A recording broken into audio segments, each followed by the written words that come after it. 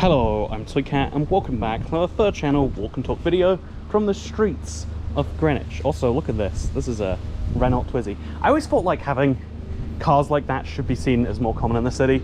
Like, wouldn't it be great if everyone came together and realized the big problem that cities have is space is limited.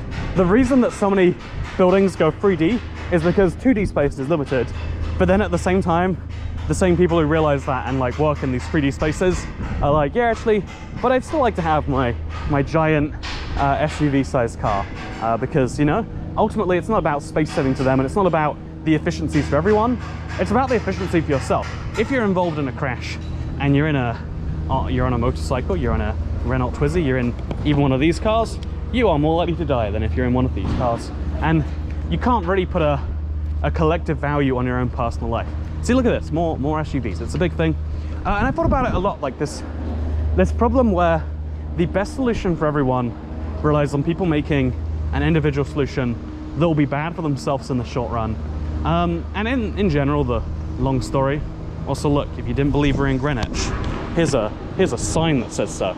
Cool thing I love about London is the postcode is usually on the signs. It also tells you the borough sometimes, so you know exactly where you are. Because various laws and policies and whatnot actually change as you go from London Borough to London Borough. This is the closest you can be to London, I think, while still being outside of central London or inner London.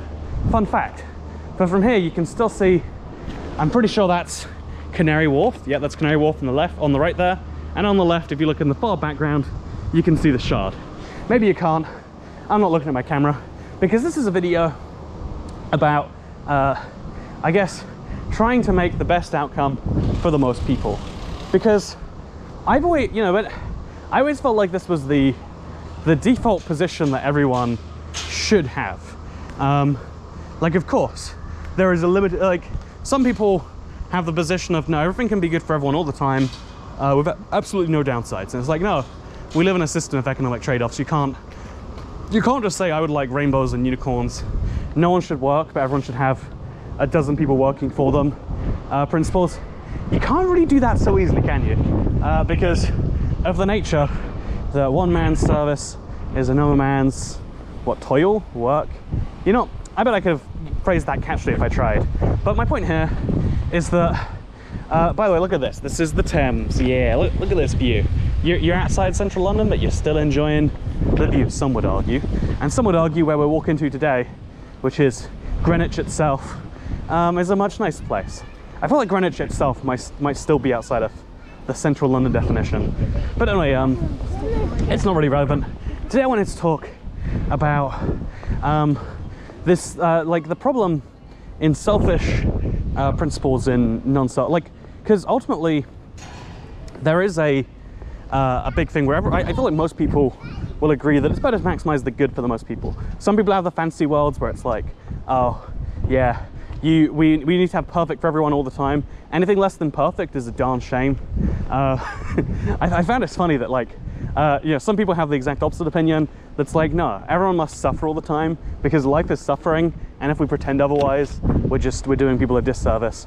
And it's interesting because you might attribute that to being what, like a right-wing policy domestically, and definitely seems that way sometimes. But like internationally, it's like the amount of accounts you see praising the Taliban and being like, well, glad they're taking control of their own country. And it's like, that is technically self-determination, but like in a way that's definitely, and it's like it's opposing the imperialistic foreign power coming in.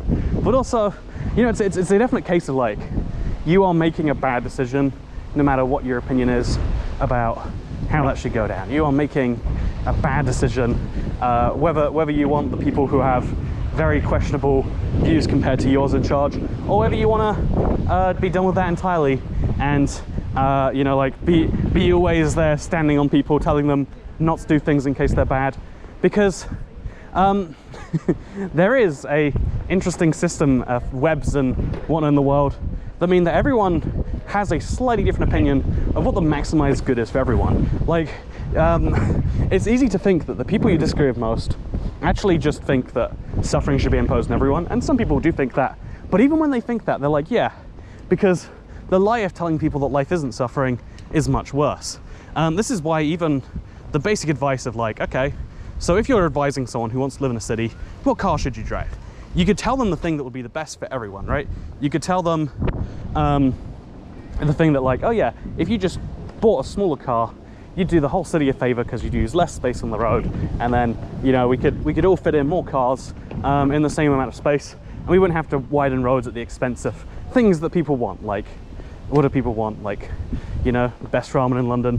What do people want? They want giant skyscrapers. And is this a power station? I don't know what this is, but you get the point. Like, there is a trade-off to every physical space, and you could tell people the thing that would be best for everyone, or you could cynically tell people the thing that's best themselves. Like, you know what, you should get a small car, but also how about just don't? Let's be honest, if you're involved in a crash, there's a abnormal number, especially if you go near schools where people have children to care about, and also in rich areas, SUVs get more and more common.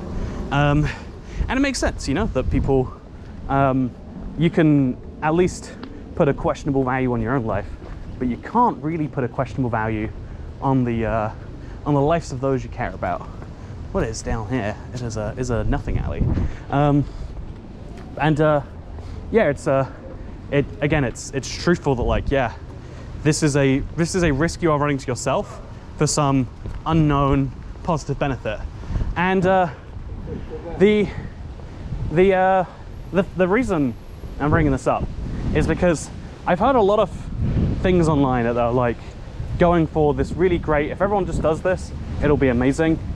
But it doesn't really work when some people try it. My favorite example is a group of people really pro-environment. They're called Extinction Rebellion. They believe we are going extinct, and the only way is radical, violent action.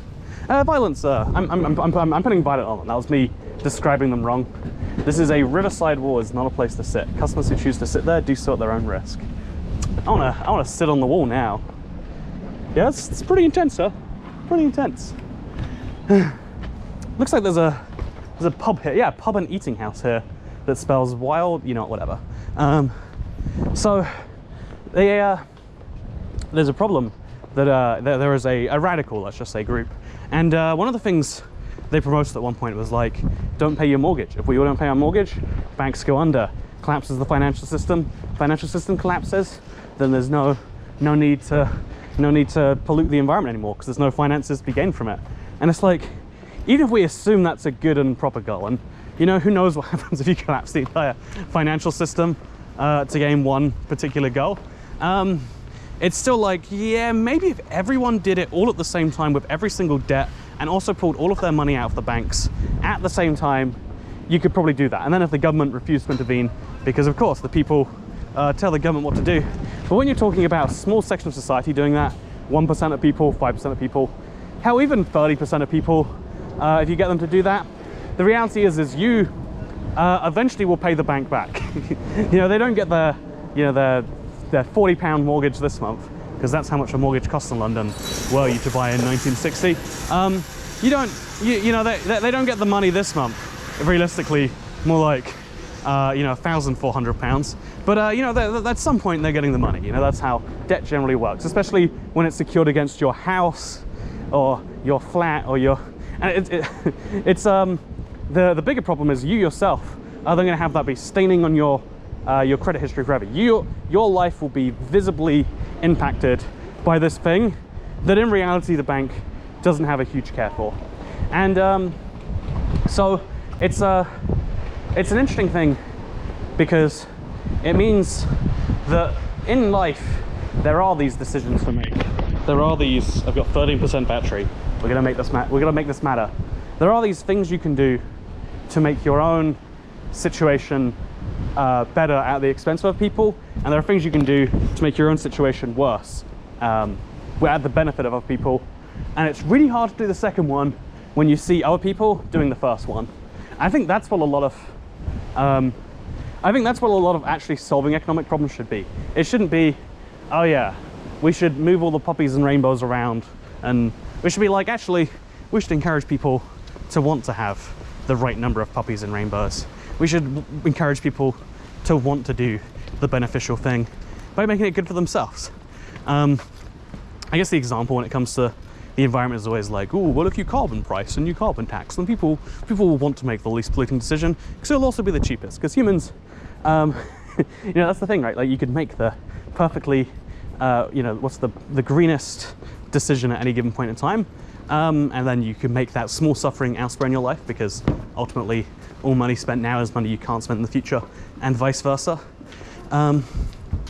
Or you could make the exact opposite decision, and you could not spend the money now and be benefited in the future, despite the fact that there's not really any long-term way to tell.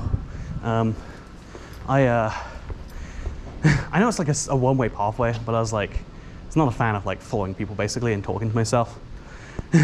Like, I'm fine with doing it for my own awkward embarrassment, but like when it's like other people maybe feeling weird and recorded, it's not ideal, right? So speaking of not ideal, look at this, by the way. I love this. I can't imagine what it costs to live here, right on the river, for like, it looks like actual houses, right? Yeah, that's a real person's house. They've got 2 doormats. I can't afford 2 doormats. But yeah, it's really, man, look at the windows on these things. This is wonderful. So yeah, and if you make terrible planet decisions, but great personal finance decisions, then you could live here. Well, the person who's made the great planet decisions lives over, I don't know, there. That's a fair enough comparison, right? Like, it's nice, but it's just not perfect. And yeah, so that's why the ultimate thing you should really be trying to do when you're tweaking the global financial systems that work is just encourage people to make the better decision. Sometimes there is no good decision. Sometimes there's just bad 2 and bad 3. And if bad 3 is 3 times as bad as bad 1, encourage people to make bad 1 because it's 3 times less than bad 3. I feel like this is obvious to most people. Is this just a series of pubs? There's the Yacht, then there's the Copenhagen, then there's Cribs Parlor, and then I think this is all the same thing, right? No, it can't be. It actually is. How does this happen? How do 3 pubs start up next to each other? This is a cool area, by the way. Would recommend. I've never walked between North Greenwich and Greenwich because I just assumed it was nothing. But apparently there's a pretty city walk, and I guess it must be the back of some pubs, maybe. Huh? Yeah. I guess I've got their bins here. You don't usually keep the bins around the front, is my high quality observation. Oh, they all have river views too. That's cool if true. Oh, maybe this one overlooks the river and the other one just overlooks that street. And so this is maybe the newer one. But it was free, right? It was definitely 3 or 4 pubs. And I think the last 2 were combined. Man, cool place to go for a drink, huh? Got seagulls or whatever that noise was. And so yeah, I was making some grand point about utilitarianism, and trying to maximize return for everyone means sometimes making bad decisions on the personal level, and sometimes it requires just, I guess, a lot of thoughts you don't usually think about I don't say about just other people as a whole, but about the whole way the situations work. And I think there's a fun thing of like, don't hate the player, hate the game. This is very narrow. There's a thing people say all the time of don't hate the player, hate the game. Should you hate the player, or should you hate the game? Should you hate the person acting in the way they know is bad just because they get some gain for themselves? Or should you have a game where everyone gets the best gain for themselves by doing the best gain for everyone? I think about it a lot, actually. I think about a lot, actually, how we reward people in society. It comes up a lot when you're faced with the inequality of a city. You have to consider this sometimes, because you'll see people living in those amazing houses back there with a view over the Thames, and then you'll see people living in a is there a polite way to say shitbox place that's in a crime-ridden area that has damp and mold. I'm gonna go into this place, by the way. Not only is there more space than walking down by the river, but also it's a lot prettier. But yeah, the Royal Steps. Ooh, that's a fancy way. Ooh, it's okay to feel things.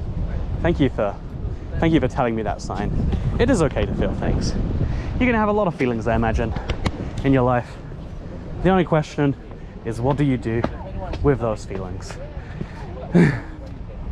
So yeah, I wanted to finish this video in a, let's actually just take off my entire thing right here.